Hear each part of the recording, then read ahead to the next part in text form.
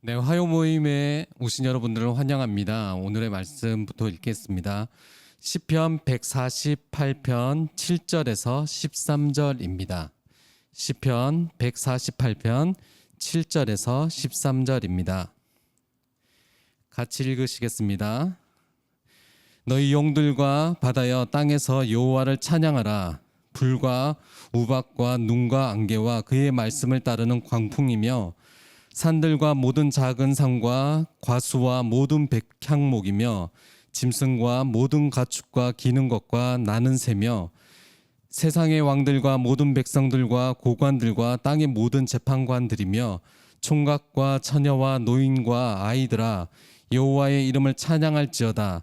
그의 이름이 홀로 높으시며 그의 영광이 땅과 하늘 위에 뛰어나심이로다. 오늘의 예배가 이 말씀과 같은 예배가 되었으면 좋겠습니다.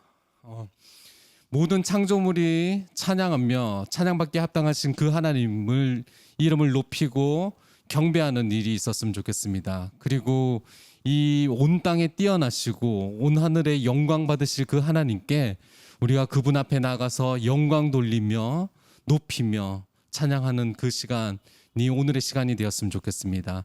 우리 같이 기도하실까요?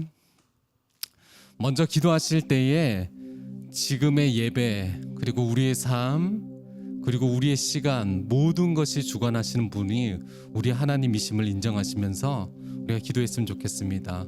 하나님 이 시간 가운데 임하셔서 우리를 다스리시고 역사해달라고 우리가 기도하시면서 나갔으면 좋겠습니다. 기도하시죠. 하나님 이 시간 가운데 주님을 초청합니다.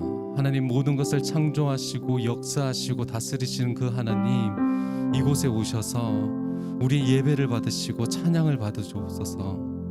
하나님 땅과 하늘 위에 가장 높으시고 영광 받으시기에 합당하신 하나님 이곳에 임하여 주옵시고 그리고 성령께서 우리를 이끌어 주옵소서.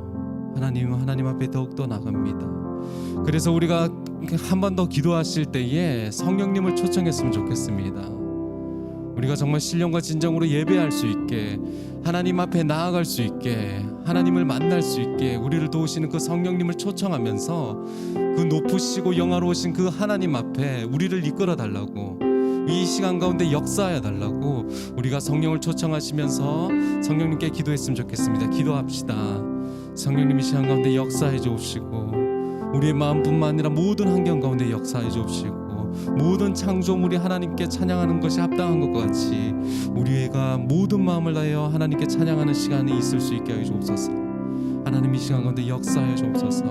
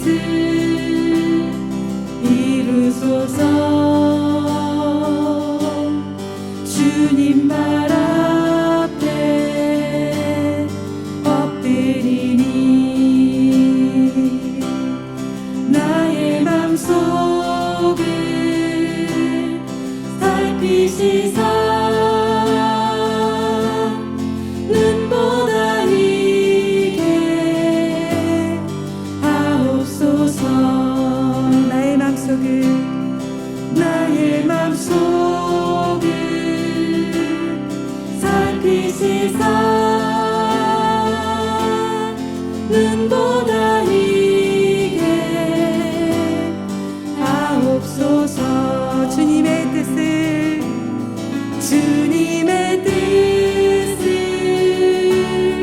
이루소서. 병들어 몸이 피곤할 때 권능의 손을 내게 펴사 건강케 하여 주옵소서. 권능의 손을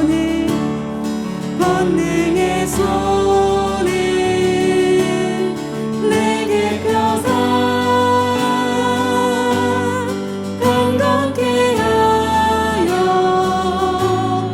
주옵소서.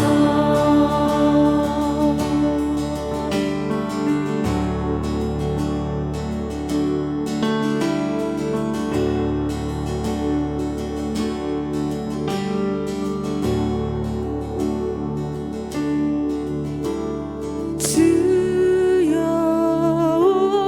오소서.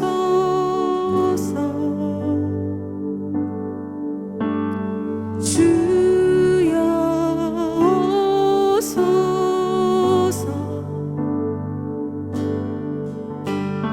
주여 오소서.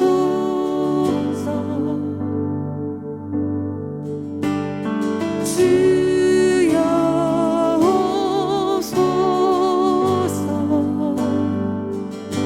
오소서. 주여 오소서.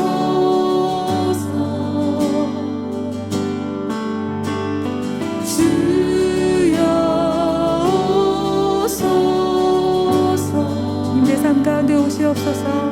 주여 오소서.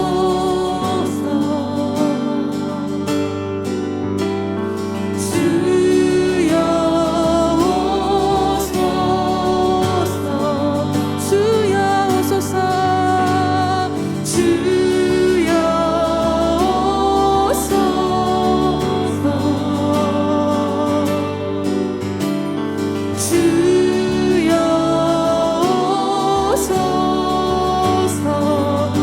다스리소서.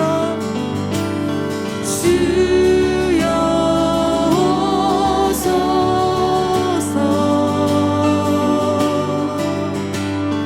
주여 오소서. 주여 오소서. 주여 오소서. 주여 오소서.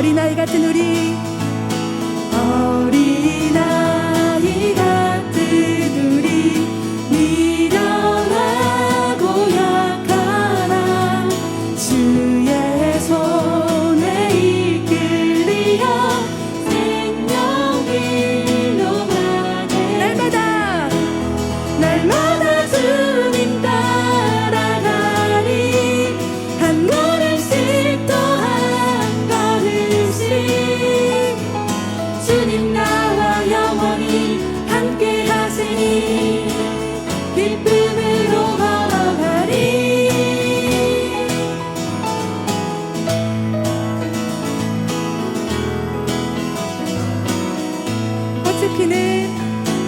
꽃이 피는 들판이나 험한 골짜기라도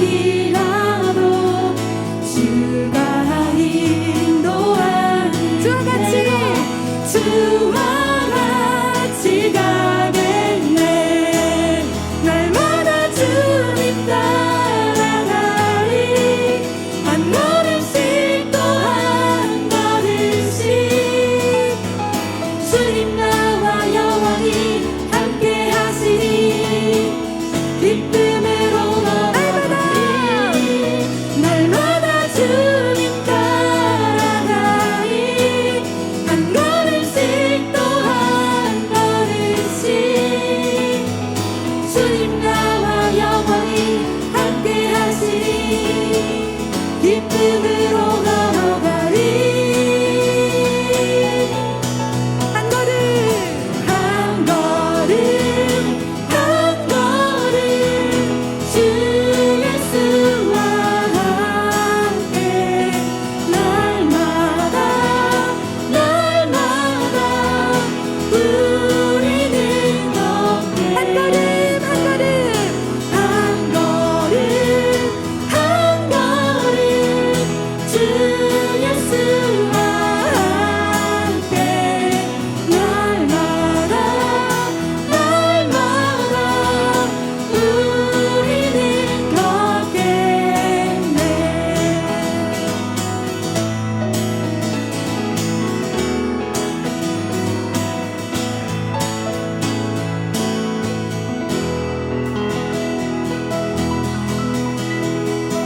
우리의 삶의 주관자, 인도자 되시는 주님께 우리가 있는 그 자리에서 영광의 박수 올려드립시다. 할렐루야.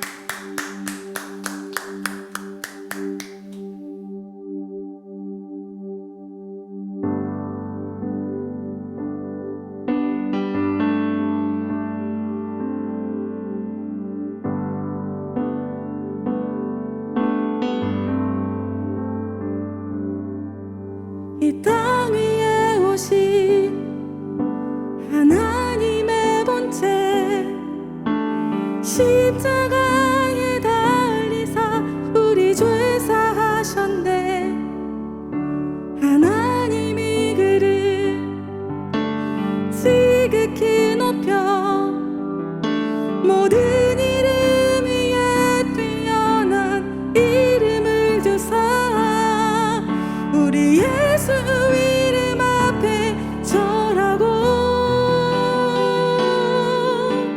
모든 입이 주를 시네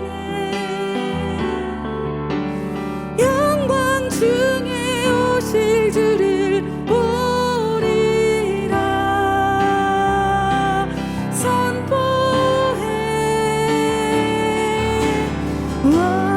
왕께 만세 존귀와 위엄을 찬양해 왕께 만세 주의 예수 하나님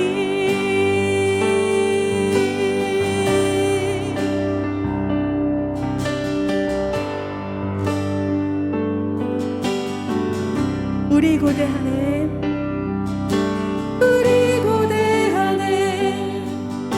주님 오실 그날 다시 사신 왕의 영광 위에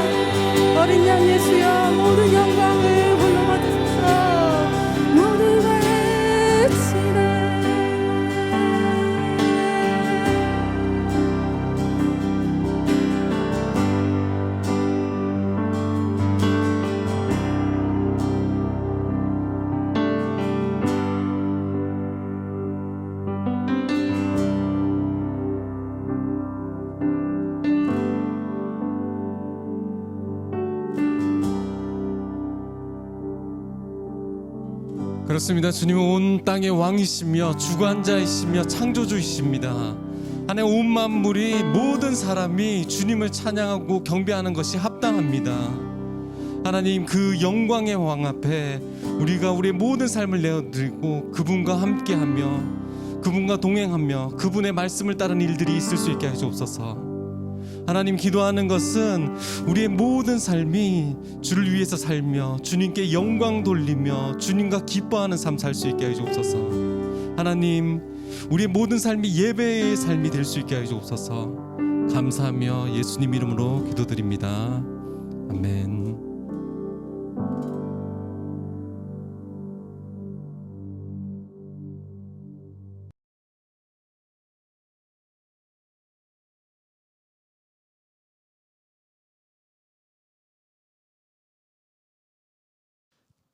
하이, HI. 예, 저는 청소년 사역에서 사역하고 있는 정현민 간사입니다.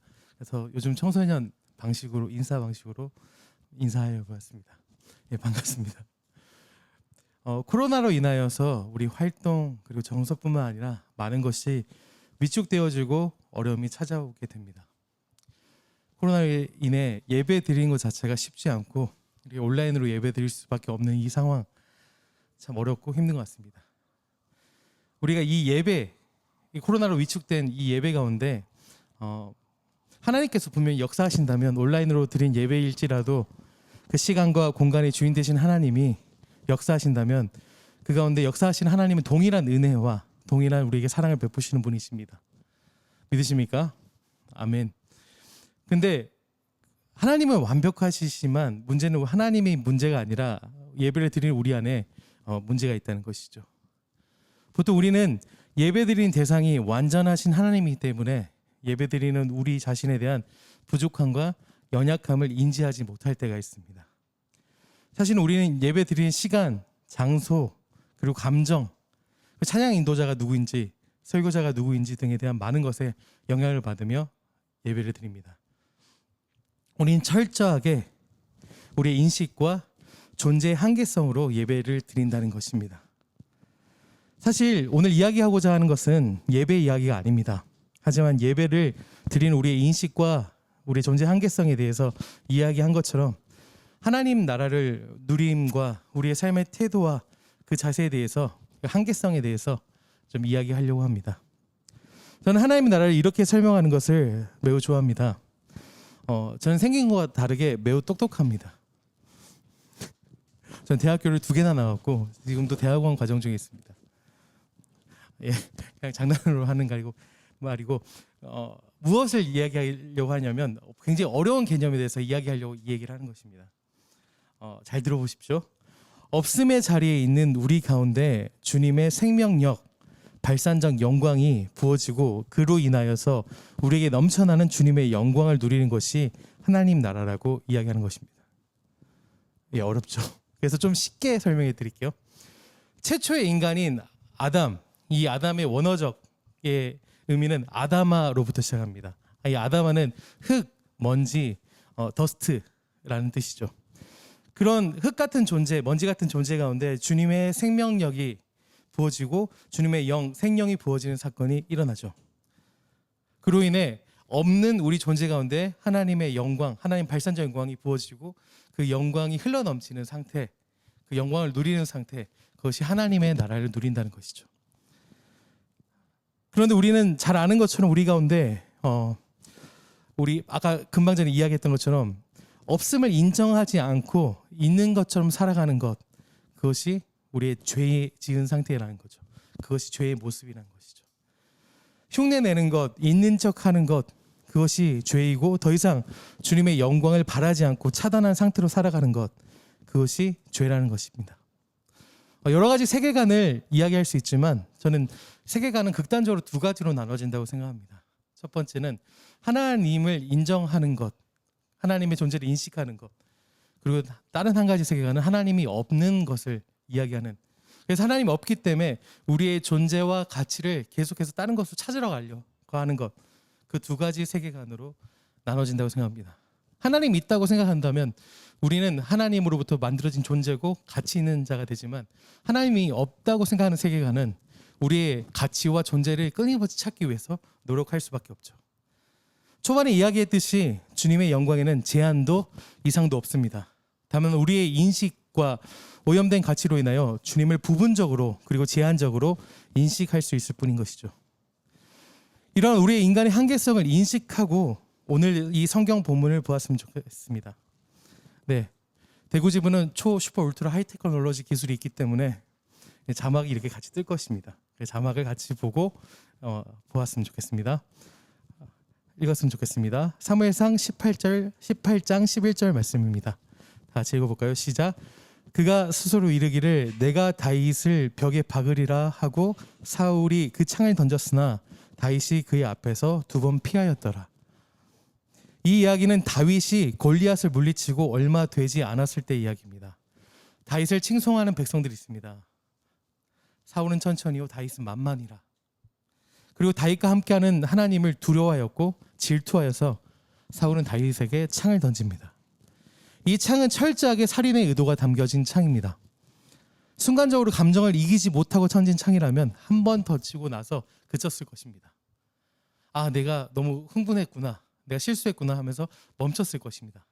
하지만 2번이나 던졌다는 것은 다윗을 철저하게 죽여야 되겠다, 그 의도가 있는 창이고 죽이고 싶었다는 것입니다. 그리고 감정, 결정, 마음 모든 것에 스스로 컨트롤하여서 다윗에게 던졌다는 것입니다. 지금 사울은 철저하게 자신의 삶을 컨트롤하고 있는 그 상황인 것입니다.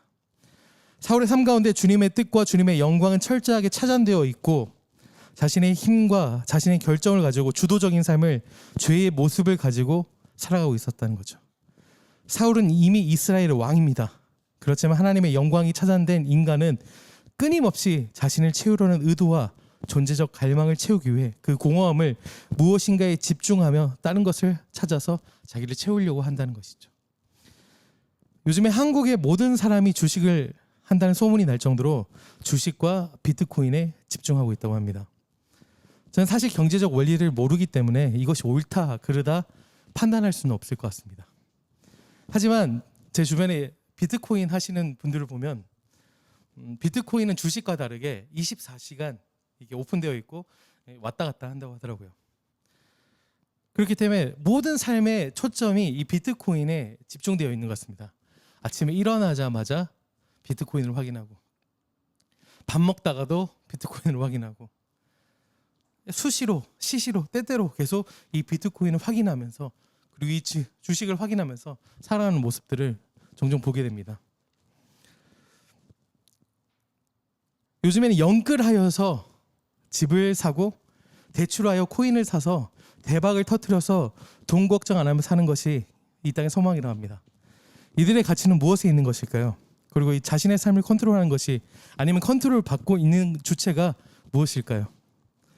비단 재정의 영역을 얘기하는 것만 아닙니다. 관계의 중독, 인정의 중독, 여러 가지 영역 가운데 자신의 존재를 채우기 위해 우리는 없음의 자리에 공백을 우리는 무엇인가로 계속해서 채우려고 합니다.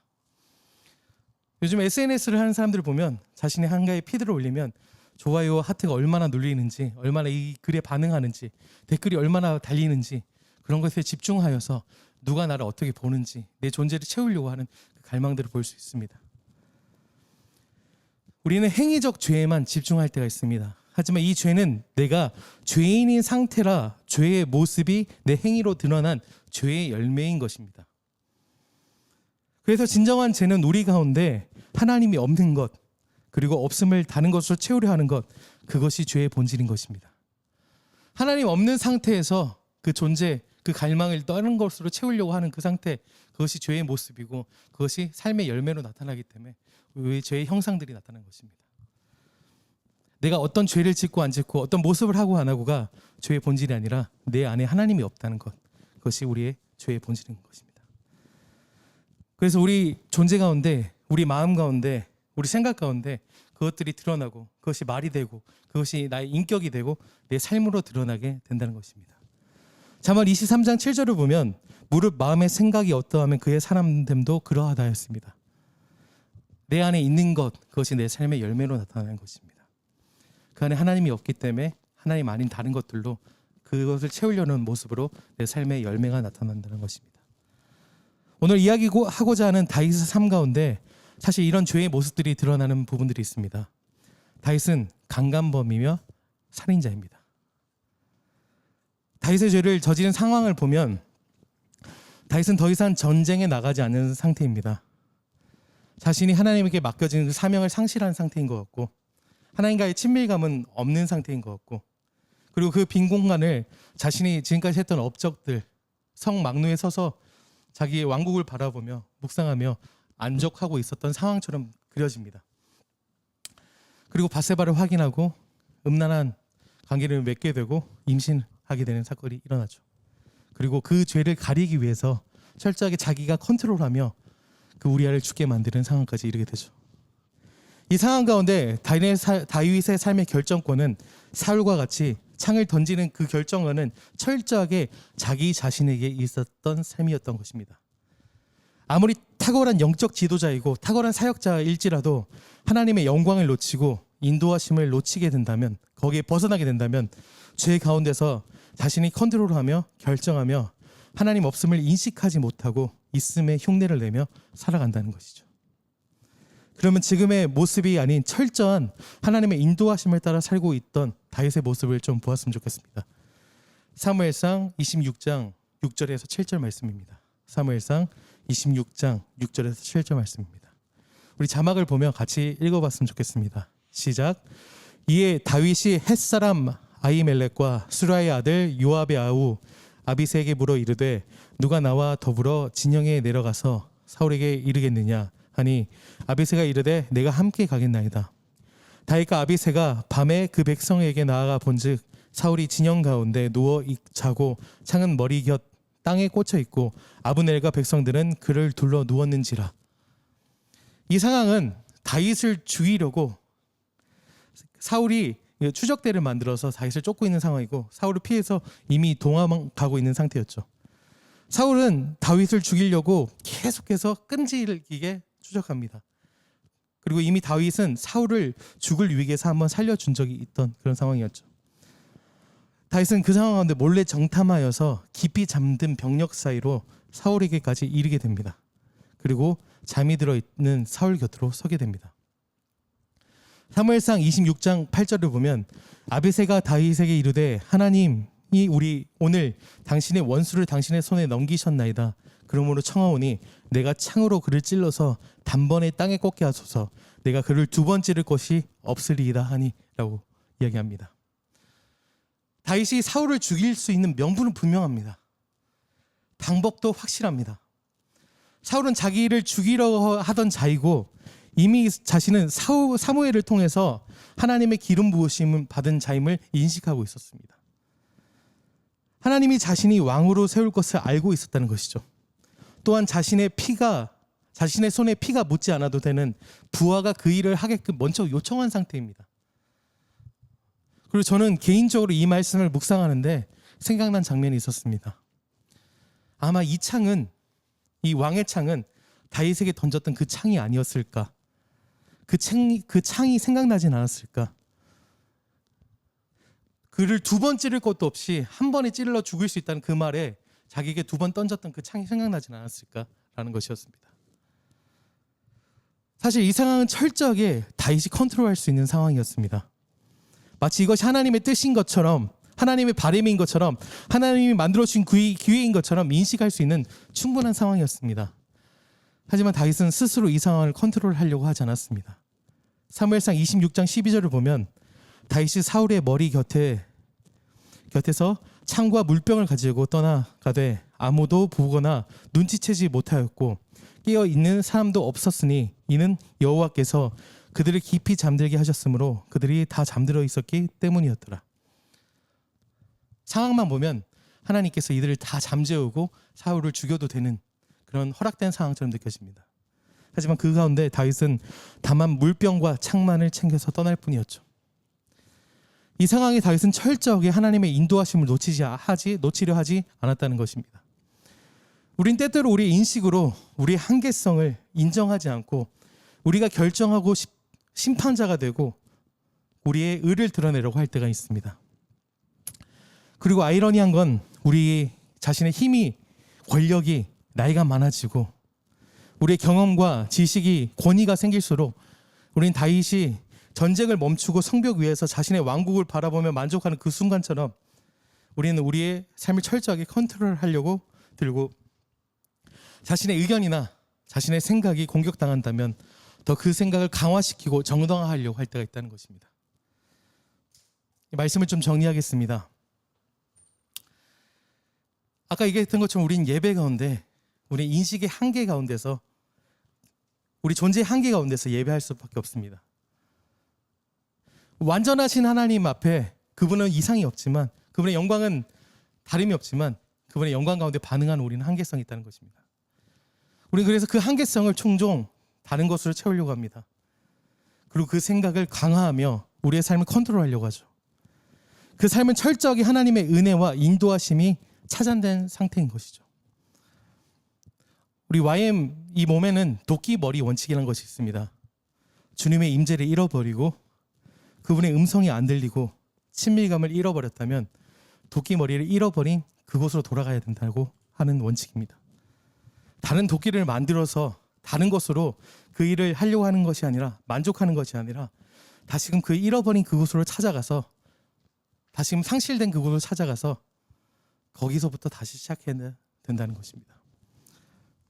주님의 임재를 잃어버리고 그분의 음성이 안 들리고 친밀감을 잃어버렸다면 도끼머리를 잃어버린 그곳으로 나아가야 된다는 것입니다.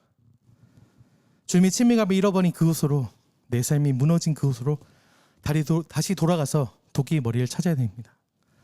저는 다윗의 고백으로 이 말씀을 마무리하고 기도하려고 합니다.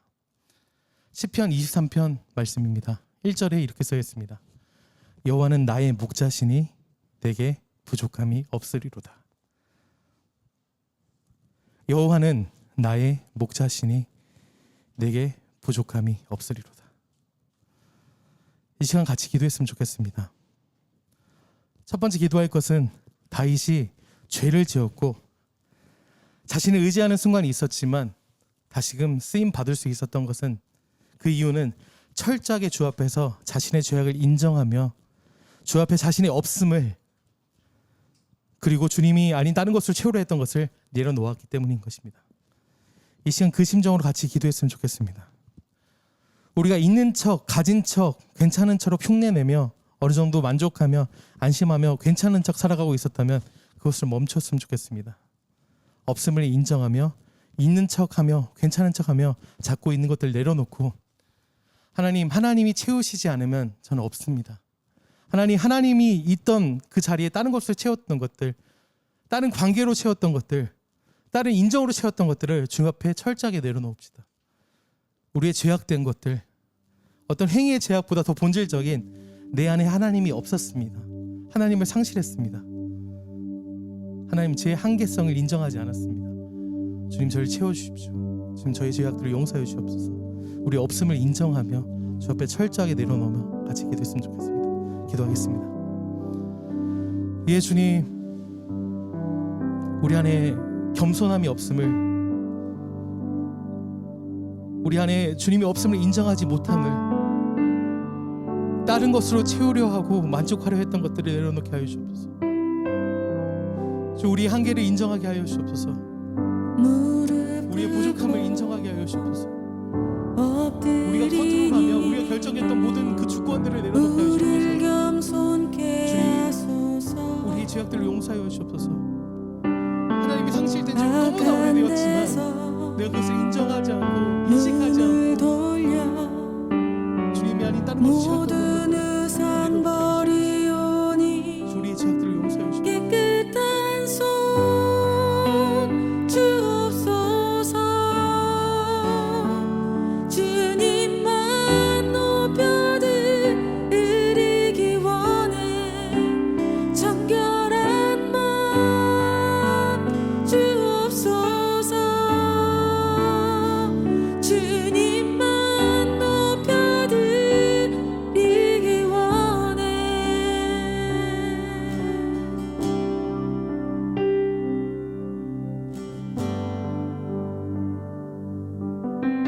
또 한 가지 같이 기도했으면 좋겠습니다. 우리가 우리의 없음을 인정하였다면 하나님으로 채우는 시간을 가졌으면 좋겠습니다. 시편 23편 6절에 내 평생의 선하심과 인자하심이 반드시 나를 따르리니 내가 여호와의 집에 영원히 살리로다 라고 고백합니다. 내 평생에 주님의 선하심과 인자하심이 나를 따라온답니다. 근데 그곳이 어디냐면 여호와의 집이라고 이야기하고 있습니다. 내 자리에서, 내 영역에서, 내 결정에서 주님의 은혜를 구하는 것이 아니라 철저히 주님의 자리에서, 주님이 바라는 영역에서 주님의 결정 앞에 우리의 삶을 드리며 나아가기 시작할 때 그분의 선하심과 인자하심을 경험할 수 있는 것입니다. 내가 짓고 내가 던질 수 있는 창을 내려놓고 내 결정들을 주님 앞에 내려놓고 내 삶의 컨트롤을 내려놓고 주님의 위탁된 자리로 돌아갔으면 좋겠습니다. 그리고 그 자리에서 주님의 영광과 임재가 느껴진다면 그분을 높여드리고 우리 인식의 한계로서의 예배가 아니라 그분의 영광이 가득 찬 그 영광만 바라보며 예배하였으면 좋겠습니다. 우리 그 자리로 나갑시다. 주님을 초청합시다. 아니, 주님의 자리로 나아갑시다. 주님의 집에 거하겠습니다. 거기서 주님을 예배하겠습니다. 같이 기도합시다. 무릎 꿇고 엎드리니 우릴 겸손케 하소서. 주님의 온전한 인도하심을 받고 싶습니다. 주님 내 삶의 악한 데서 내가 가지고 지고 있는 것들을 눈을 돌려 모든 우상 버리오니 깨끗한 손 주옵소서. 주님만 높여드리기 원해. 정결한 맘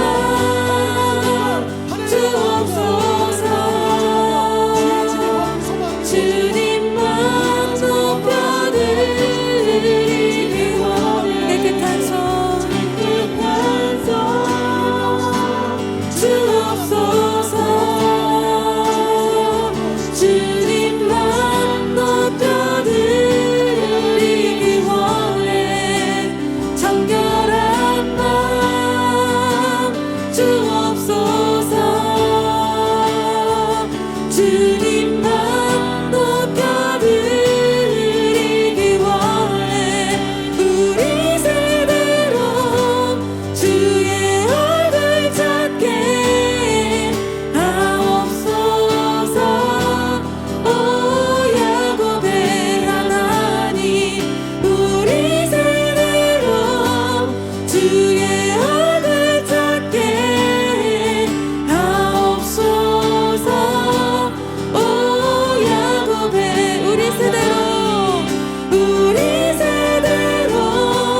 주의 얼굴 찾게 하옵소서.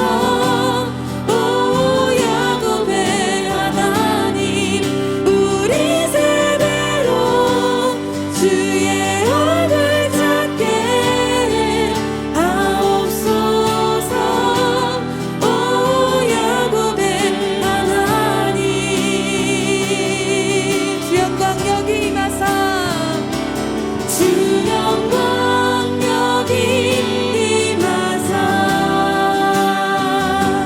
열방 향해 그 빛 비추소서. 주의 얼굴 구할 때 주의 향기 머무. 네, 우리 곧 주님을 예배합시다.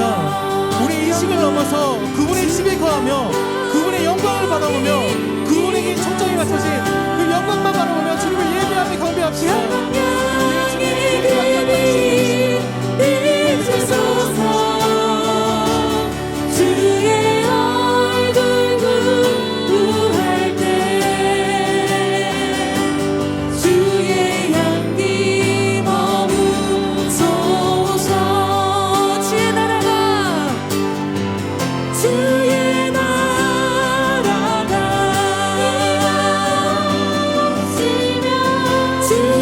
주님의 뜻이 이 땅 가운데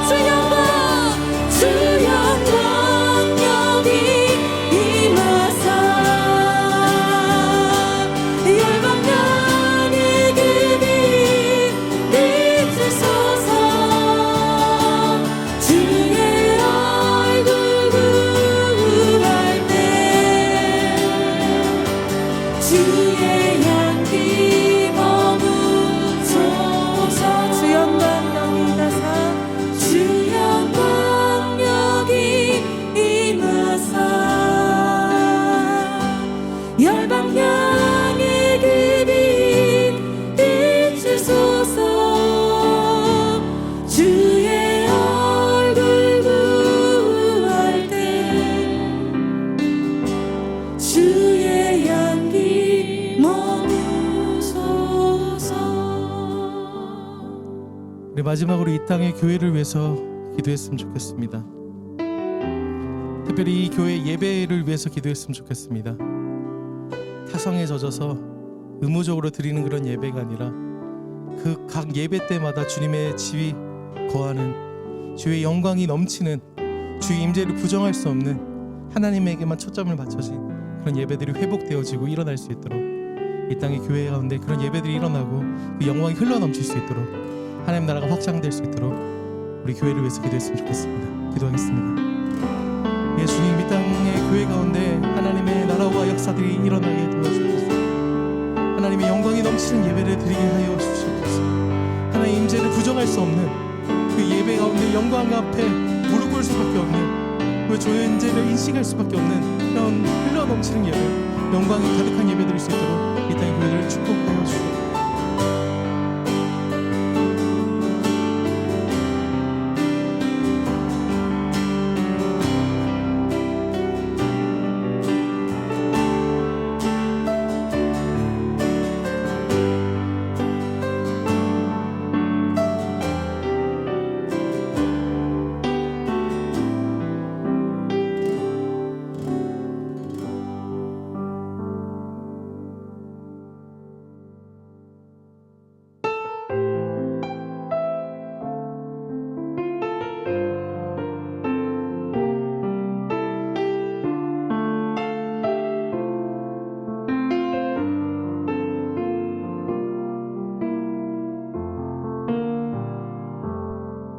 주의 말씀 앞에서 당신은 참된 예배자, 그토록 찾으시던 하나님의 기쁨. 이 세상을 향한 거룩한 생명빛 되어 이 세상을 위한 구원의 소망 되어 영원한 하나님의 나라 함께 세워가리. 주의 부르심 따라 당신의 삶을 드릴 때 세상은 당신 안에서 주의 영광 보리라. 이 세상을 이긴 주님의 군사 되어 이 세상을 섬길 주님의 손과 발 되어 영원한 하나님의 나라 함께 세워가리. 이 세상을 향한 이 세상을 향한 거룩한 생명빛 되어 이 세상을 위한 구원의 소망 되어 이 세상을 이긴 이 세상을 이긴 주님의 군사 되어 이 세상을 섬긴 주님의 손과 발 되어 영원한 하나님의 나라 함께 세워가리.